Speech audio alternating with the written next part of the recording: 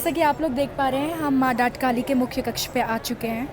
यहाँ पर भीड़ को नियंत्रण करने की काफ़ी कोशिशें की गई है। जिस तरीके से अभी कोविड को देखते हुए लॉकडाउन्स के नियम आए थे, उनका बेशक अच्छी तरीके से पालन किया गया है। जैसे कि आशु, आप दिखाइए यहाँ पर कि किस तरीके से यहाँ पर जो पूरा आंगन है वो खचाखच नहीं भरा हुआ है। लोगों की कतार है, भक्तिमय वातावरण है, लेकिन उसके बावजूद भी यहाँ पर डिस्टेंस आपको दिखाई जा रहा है। यहाँ पर जिस तरीके से कमरा विगत वर्षों में भरा हुआ रहता था, उस तरीके से भरा हुआ नहीं है। और इसके बाद हम यहाँ के जो मुख्य पुजारी हैं उनसे बात करेंगे कि किस तरीके से वो पालन कर रहे हैं कोरोना की गाइडलाइंस का।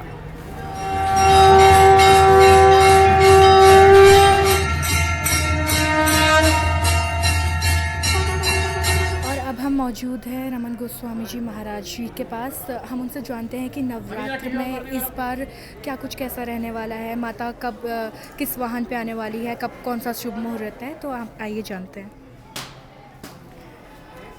महाराज जी, ये जानना चाहती हूँ कि इस बार जैसे हर बार माता एक सवारी पे आती है, वाहन पे आती है, इस बार माता का वाहन क्या है? हर अब अलग अलग देवी का अलग अलग वाहन होता है नवरात्रों में माता का, ठीक है ना। पर इस बार तो सिंह में ही सवार होकर आ रखी है। तो ये शुभ है? हाँ, शुभ है माता के लिए। पर इस टाइम तो जो वो चल रहा है कोरोना काल, इसमें तो बस क्या कह सकते हैं, ठीक है ना। पर यह है कि आने वाला समय शुभ रहेगा सबके लिए, और यही माता से प्रार्थना है हमारी कि आने वाला समय सबके लिए और सब भारतवासियों के लिए और विश्व के लिए शुभ रहे और शांति बने रहे। इस तरह की जो बीमारी आ रही है, ये सब दूर हो जाए इस संसार से। तो इस बार कलश स्थापना का शुभ मुहूर्त कौन सा है? इस बार कलश स्थापना का मुहूर्त आज सुबह 6:45 बजे से लेके और 9:45 बजे तक के बीच में था। इस बीच माँ की पूरी विधि विधान के साथ और सोशल डिस्टेंस की दूरी रखते हुए माँ का कलश की स्थापना करी गई है हमारे पंडित द्वारा। इस बार हमारे प्रांडव भी हम लोगों ने कम कर दिए है। जिस तरह पहले 11 ब्राह्मण रखते थे, इस बार हमने सिर्फ 4 और 5 ब्राह्मण की व्यवस्था रखी है। अच्छा, जैसे कि मैं यहाँ पर देख पा रही हूँ कि डाट काली में जिस तरीके की भीड़ रहती थी, इस बार वो भीड़ काफ़ी कम है। तो क्या ये जो गाइडलाइंस है उनके पालन के तौर पे किया जाए? एक्चुअली क्या है कि हम माता उत्तराखंड की इस देवी है, उत्तराखंड देहरादून की इस देवी है, और देहरादून वाले बड़े प्रिकॉशन करते हैं। तो कोरोना काल में इस बार माता की इसमें कोई भीड़ भाड़ नहीं है। नहीं तो पहले नवरात्रों में तो यहाँ पाँव रखने की जगह भी नहीं होती थी और घंटों घंटों बाद नंबर आता, तो ऐसा कोई भीड़ भाड़ नहीं है। लोग अपना भी और दूसरों का ख्याल रखते हुए, बिल्कुल सोशल डिस्टेंस का ध्यान रखते हुए, और बहुत कम संख्या में घर से बाहर निकल रहे हैं। और ये अच्छी बात है कि लोग कम संख्या में आ रहे हैं और अपना भी ध्यान रख रहे हैं और दूसरों का भी ध्यान रख रहे हैं। इस टाइम तो ये है कि अपने को भी बचाओ, दूसरों को भी बचाओ, अपने भी बचाओ और दूसरों को भी बचाओ। अच्छा, जैसे कि माता का सप्तमी का दिन है, माँ कालरात्रि का दिन है, और अष्टमी नवमी को भी काफ़ी संख्या में, काफ़ी तादाद में यहाँ भक्तजन मौजूद रहते हैं। तो ऐसे में आप लोगों ने क्या व्यवस्था की हुई है? हमने इसमें व्यवस्था कर रखी कि हमने लोगों की ड्यूटी लगा रखी है। अपने जितने भी मंदिर समिति से लोग हैं, कोई सोशल डिस्टेंसिंग का ध्यान रखवाता है, कोई हाथ सैनिटाइज कराता है, और जो भी सरकार की तरफ से जो भी गाइडलाइन आ रही है उसके हिसाब से अनुसार हम कराया जा रहा है। और मंदिर परिसर में भी कम से कम लोगों को रखा जाता है। मंदिर आरती भी, मंदिर की इस टाइम मंदिर में 4 टाइम की आरती होती है, और चारों टाइम की आरती में कम से कम लोगों को रखा जाता है कि जिससे भारत सरकार द्वारा जो गाइडलाइन दी है उसी का अनुपालन कर रहा है। और लोगों को यही कहा जाता है कि भाई अपना भी ध्यान रखें और दूसरों का भी ध्यान रखें। अच्छा, आशीर्वाद के तौर पर भारत के नाम क्या आप कोई संदेश देना चाहते हैं? हाँ, आशीर्वाद के तौर पे तो माता को यही ध्यान रखता हूँ कि लोग माँ के मंत्र का जाप करें।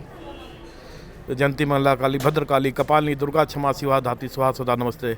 ये विपत्ति का मंत्र है। ये मंत्र पढ़ने से लोगों से ये कोरोना भाग जाया करेगा।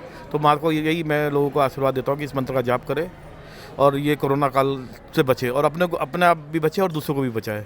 और घर में रह के माँ की पूजा करें, माँ का पाठ करे। जो भी अष्टमी नवमी है वो भी घर में रह के पूजा अपना कराए, उसका उद्यापन करे और अपने को सेफ रखे बस। तो जैसे कि आप देख रहे हैं, भक्ति का रंग बिल्कुल भी फीका नहीं हुआ है। भक्ति का रंग जिस तरीके से चढ़ा हुआ था वैसी तरीके से चढ़ा हुआ है, लेकिन कहीं ना कहीं कोरोना की वजह से एहतियात बरते जा रहे हैं। लोग भी कम संख्या में आ रहे हैं माता के दर्शन करने के लिए। लेकिन पंडित जी का जिस तरीके से कहना है, महाराज जी का जिस तरीके से कहना है कि आपने घर पर रह के पूजा कीजिए, ओम जयंती मंगला काली, भद्रकाली का जो ये श्लोक है इसका पाठ कीजिए, ताकि कोरोना जैसा दानव हमारे देश से क्या पूरे विश्व पटल से खत्म हो जाए।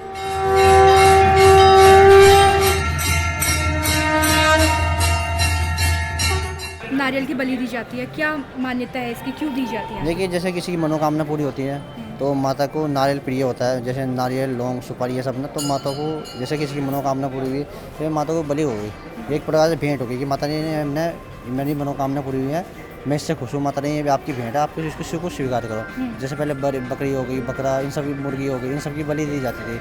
अब वो सब बंद हो चुका है काफ़ी सालों से ना, तो उसके बदले सब लोग नारियल की बलि देते हैं। अच्छा, मैं थोड़ी देर पहले देख रही थी कि इस आंगन में भी एक बकरी घुमाई जा रही थी, जी। तो वो बलि प्रथा की? नहीं, वो बलि प्रथा नहीं थी, वो सिर्फ संकल्प होता है। अच्छा। अगर मान लीजिए जैसे आप चढ़ा रहे हो, आपके नाम से संकल्प हो जाएगा, उसको जंगल में स्वतंत्र छोड़ दिया जाएगा। अच्छा। जी, उनको अब बलि देना बिल्कुल वर्जित है, बिल्कुल बंद है सब कुछ। अच्छा, तो एक बात और खुल के सामने आई कि जिस तरीके से देखा जा रहा है कि बलि प्रथा भी पूरी तरीके से बंद कर दी गई है।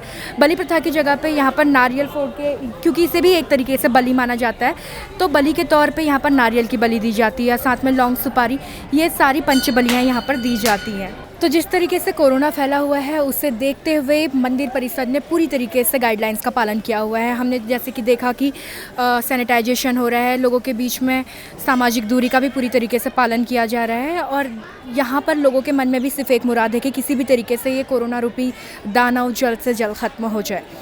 माँ से मांगने के लिए बहुत कुछ है, लेकिन लोगों ने इस बार कोरोना रूपी दानव को ख़त्म करने की मांग की है, क्योंकि जिस तरीके से ये प्रभावशाली हो रहा है, बढ़ रहा है। जैसे माँ दुर्गा ने शुंभ निशुंभ का वध किया था, महिषासुर मर्दिनी ने महिषासुर का वध किया था, उसी तरीके से जो कोरोना का दानव है वो भी अपनी जड़ें, अपने पंजे फैला रहा है।